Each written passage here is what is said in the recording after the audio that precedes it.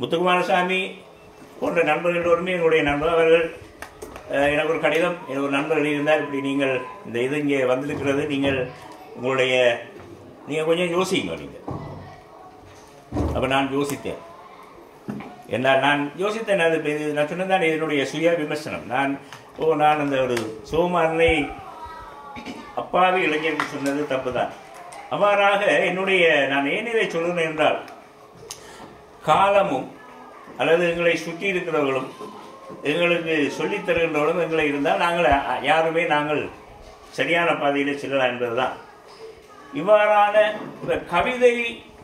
கவிதைக்கு நான் எப்படி வந்தேன் என்றால், புதுவைரத்தினரை அவர் மரபு கவிஞர். ஆனால் நாங்கள் புதுக்கவிதை முதலாக, அதாவது ஆரம்ப காலத்திலே அறிமுகமான போது தமிழகத்திலே மேத்தா, தமிழன்பன் போன்றவெல்லாம் எழுத தொடங்கிய காலத்திலே நான் எழுத தொடங்குகிறேன். இந்த முதலாவது கவிதை இது எப்படின்னா, நாங்கள் ஒரு நண்பர்கள் ஒரு 5-6 பேர் இருந்து கதைக்கிறோம். நான் ஏற்கனவே கவிதை வாசிக்கின்றவன், நான் கவிதை எழுதவில்லை. அப்போ அதில் ஒருவர் சொல்லுகின்றார், மச்சான் இவர் போன கிழமை எஸ்ஐ இன்டர்வியூக்கு போயிட்டு வந்தவன். அப்போ அதுக்கு இன்னொரு ஆள் சொல்கிறார், இவனுக்கு உயரம் பத்தாது, இவனுக்கு இங்கே கிடைக்க போகுது. அப்போ இன்னொரு ஆள் சொன்னார், இன்னொரு நண்பர் சொன்னார், இவன் என்ன ஒரு 5000 ரூபா காசில் ஏறினா அந்த உயரம் சரியாக வந்திருக்குமே. அந்த நேரம் உங்களுக்கு தெரியும், 5000 ரூபா தான் லஞ்சம் இலங்கையில். இப்போ எல்லாம் கோடி கணக்கு. ஒரு உத்தியோகம் எடுக்கிறதுக்கு 5000 ரூபாயோட உத்தியோகம் எடுக்கக்கூடிய ஒரு காலம். அப்போ நான் சிறுத்திரன் பத்திரிகையிலே எனக்கு தொடர்பு இருந்தபடியாக ஒரு கவிதை, என்னுடைய முதலாக லஞ்சம். அந்த பதவிக்கு அவர்கள் கேட்டிருந்து ஆக குறைவான உயரம் எனக்கு இல்லை. 5000 ரூபாய் பணக்கட்டு ஒன்றின் மேல் ஏறி நின்ற வண்ணம் என்னை அளக்க விட்டேன், உயரம் சரியாக இருந்தது. அதுதான் அந்த கவிதை, முதலாவது கவிதை. அது இவ்வாறாக நான் ஏன் சொல்கின்ற அரசியலும் இலக்கியமும் எங்களை சுற்றி இருக்கிற விஷயங்கள்லாம் எங்களை அங்கே கொண்டு செல்கின்றன. அப்போ அந்த எங்களை சுற்றி இருக்கின்ற விஷயங்கள் சரியாக இருந்தபடியால் நாங்கள் எங்களுடைய பயணத்தை, உங்களை போன்றவர்கள் பலர் தான், எல்லோருமே இப்படி தான், உங்களுக்கு இது பொருந்தும். ஆகவே இந்த தொடர்ச்சி என்பது ஆங்கிலத்திலே கண்டினியூட்டி என்று சொல்வார்கள். அந்த தொடர்ச்சி என்பது எப்படி இருக்கணும்னா, எங்களை சுற்றி தொடர்ச்சியான ஒரு தூண்டுதல் இருந்தால் நாங்கள் இடையில விட மாட்டோம். சில பேர் நீங்கள் உங்களுக்கு தெரியும், பல பேர் எழுத்துக்கு வருவார்கள், எழுதி எங்கே இருக்கிறோம் என்று தெரியாமல் போய்விடுவார்கள். அந்த இவ்வாறான பல விஷயங்கள் நான் கொல்லப்பட்டிருக்கின்ற பல சம்பவங்களோடு இருந்தேன் இலங்கையில். அது இராணுவத்தால் தான் அதிகம். விடுதலை இயக்கத்தால் கூட ஒன்று நடப்பதற்கு ஒரு சந்தர்ப்பம் இருந்தது. அது போய்விட்டது. இவ்வாறாக அனுபவங்களோடு தான் நான் கனடாவுக்கு போகிறேன். ஆனால் இன்னொரு பக்கத்தால் பார்த்தால், நீங்கள் புலம்பெயர்ந்த நாடுகளில் குறிப்பாக கனடாவில் யாருமே எதையும் செய்யலாம் என்ற நிலை வந்துவிட்டது. இப்போ இங்கே ஈழநாடு பத்திரிகை பிரான்சில் வெளியிட்ட புகழானுக்கு இலங்கையில் அனுபவம் இருந்தது, ஈழநாட்டில் வேலை செய்த அனுபவம் இருந்தது. ஆனால் எங்களை போன்றவர்களுக்கு எங்களுக்கு இருந்த அரசியல் இலக்கியம் அந்த ஈடுபாடு தான் எங்களை அந்த வரானதுக்கு கொண்டு போனது. கனடா அதுக்கு ஒரு வாய்ப்புள்ள நாடாக மாறியது. என்னுடைய அலுவலகத்துக்கு இங்கே இருக்கின்றவர்கள் வந்தவர்களுக்கு தெரியும், நாங்கள் ஒரு வாரத்திலே 2 நாட்கள் எப்படி நாங்கள் கழிப்போம் என்பதெல்லாம் உங்களுக்கு இப்போ ஸ்ரீமதிக்கு தெரியும். அப்போ இந்த பத்திரிகையை வெளியிடுவது என்பது அதில் கஷ்டமான விஷயம் ஒரு பக்கம் இருந்தாலும், சாதகமான விஷயம் என்னென்றால், அங்கே அரசாங்கத்தினுடைய கனடிய அரசாங்கத்திலே இந்த ஹெரிட்டேஜ் டிபார்ட்மெண்ட் இருக்கிறது, கல்ச்சரல் சம்பந்தப்பட்டது. அவர்களுடைய சிபாரிசினால் எங்களுக்கு விளம்பரம் வரும். அதிலே இந்த தெரிவு செய்யப்பட்ட பத்திரிகையிலே ஒரு தமிழ் பத்திரிகை என்னுடைய பத்திரிகை. அப்போ அதனுடைய அரசாங்கத்தின் விளம்பரங்கள் மிக ஒரு குறிப்பிட்ட அளவு ஒரு தொகை அதிகமாக இருக்கும். அந்த அவ்வாறான சாதகமான விஷயங்கள் இருக்கிறது. மற்ற ஒரு மதிப்பு, ஒரு அங்கீகரிக்கப்பட்ட ஒரு பத்திரிகையாக இருக்கிறது.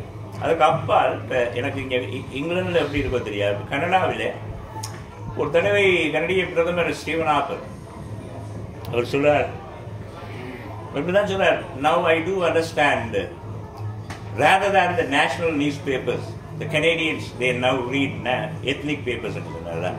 அங்கே பல்கலாச்சார பத்திரிகைகளை வாசிப்பதை அதிகரிக்க இருக்கின்றது பிரதமரே சொல்றார். அப்ப இவ்வாறான சந்தர்ப்பங்கள் இப்போ பிரைம் மினிஸ்டர்ஸ் ஆஃபீஸில் நாடு முழுவதிலிருந்து வார பத்திரிகைகள் பல்மொழி பத்திரிகைகளுக்குரிய ஒரு லிஸ்ட் அவர்கிட்ட இருக்கும். அவர் வீட்டில் நடத்துகிற விருந்து கூட எங்களை அழைப்பார். அவ்வாறான ஒரு நான் சொன்ன இது சாதாரணமான விஷயம். கஷ்டமான விஷயங்கள் பல இருக்கு, போட்டி இருக்கு. இப்போ எனக்கு அங்கே உள்ள ஒரு தடவை நான் பத்திரிகை நடந்தா பிறகு இந்த அனுபவத்தை உங்களோட சொல்றேன். இதை நான் சொல்லுவதில் நான் வெக்கப்பட இல்லை அல்லது பயப்பட இல்லை. ஒரு தடவை நான் யாழ்ப்பாணத்திலேருந்து கொழும்புலேருந்து ஃப்ளைட்டில் வரேன். இளம்பெருதி கேள்விப்பட்டிருக்கேன். விடுதலை புலிகளுடைய இருந்த இளம்பெருதி இன்னொரு போராளி தலைவர். அவர் ஒரு இராணுவ போராளி. இங்கே 2 பேரும் வரையணும் ஜெர்மனிக்கு வரையணும். என்னுடைய ஃப்ளைட்டும் ஜெர்மனிக்கு வந்து கனடா போகிறது தான். அப்போ ஏறி இருந்தால் அவரோட இன்னொருவர் வாரார். அப்போ விமானம் அப்போ நாங்கள் ஏர்போர்ட்டில் சந்திச்சு கலைச்சி எனக்கு தெரியும் தானே. இப்போ நீங்கள் நான் சிரிச்சு கலைச்சிட்டா இப்படி பிறகு ஃப்ளைட்டில் நாங்கள் வானத்தில் பறக்கின்ற பொழுதுதான் எனக்கு இளம்பெருதி என்னை அழைப்பதாக அந்த மற்றவர் வந்து சொன்னார். அவர் தன்னுடைய சீட்டை எனக்கு தந்துட்டு டைம் எப்படி ஓகே ரைட் இது மட்டும் நான் இப்படி அவர் போய் பக்கத்தில் இருந்து பேசிக்கொண்டிருந்த பொழுது கேட்டார், என்ன நீங்கள் எங்கட ஆளுக்கு சப்போர்ட் இல்லையா? ஆனால் நீங்கள் இங்கே பார்க்குறீங்க, இதில் நாங்கள் ஏதோ இருக்கிறோம். அந்த சப்போர்ட்ன்றது என்ன என்பது தான் இங்கே ஒரு பிரச்சனை விமர்சித்தது. அப்போ நான் வானத்தில் பறக்கிறோம். நான் அவருக்கு சொன்னேன் சப்போர்ட் அப்படி இல்லை, அங்கே ஒரு போட்டி இருக்கு. விடுதலை புலிகள் நடத்துகிற 3 பத்திரிகைகள் இருக்கு. உலகத்தமிழர், ஈழமுரசு, என்னுடைய உரை பற்றி அந்த 3 பத்திரிகைகளோட என்னுடைய பத்திரிகை மேலோங்கி இருப்பது தான். நான் வெளிப்படையாக சொன்னேன். நான் ஒன்றும் சொல்லல, அதில் சப்போர்ட் இல்லை. அது அங்கே இருக்கிற ஒரு போட்டி, வர்த்தக போட்டி என்று சொன்னேன். அதை நான் அழகா சொன்னேன். அது ஒரு வர்த்தக போட்டி. என்னடா விளம்பரம் இருந்தால் தான் பத்திரிகை அழகா செய்யலாம். நான் 5 பேருக்கு நான் மேலே கொடுக்குறேன்டா. வருடம் விருது விழா $40,000 செலவில் எங்களோட விருது விழா அவங்களுக்கு தெரியும். குடேந்திரனுக்கு நான் போன ஒரு ஐரோப்பிய விருது கொடுத்திருந்தோம். இவ்வாறான விஷயங்களை செய்கிறதுக்கு எங்களுக்கு சாதகமான விஷயங்கள் நடக்கிறபடியா நாங்கள் ஒரு தடையும் காட்டி கொடுக்கல. நாங்கள் இலங்கை அரசாங்கத்தோடு போய் கையோடு போகல. நாங்கள் எங்களுக்கு சாதகமான விஷயங்கள் எங்களுக்கு கிடைக்கக்கூடியான வளங்களை நாங்கள் ஏற்படுத்திக் கொண்டிருக்கோம். அப்போ நான் இளம்பெருதிக்கு அந்த வானத்தில் வச்சு நான் நினைப்போம். அது கிடையாது, வர்த்தக போட்டி ஒன்று இருக்கிறது தான் அங்கே உள்ள ஒரு இதோடைய. நாங்கள் சப்போர்ட் இல்லை. நான் அங்கே இருந்து என்ன செய்யறேன், என்கிட்ட கையில் ஒன்றும் இல்லை அவரை காட்டுறதுக்கு. இப்படி இருக்க இப்படியாக இந்த இங்கே நேரம் விஷயத்தை இந்த பொதுவாக இந்த இவர் பலவர் இந்த அச்சு தொழிலை பற்றியெல்லாம் நீங்கள் சொன்னீங்க. இந்த முள்ளையானதன் சொன்னார், தமிழ்வாணன் சொல்வார் அச்சு தொழில் ஒரு நச்சு தொழில் இருக்குங்க. அது எல்லாருக்கும் தெரியும். அச்சு தொழில் ஒரு நச்சு இல்லை. அவர் அச்சு தான் நட்டு பிள்ளைகள் தொடர்ந்து இருக்காங்க 2 பேரும். அதுபோல் இது ஒரு பெரிய நச்சு தொழில்.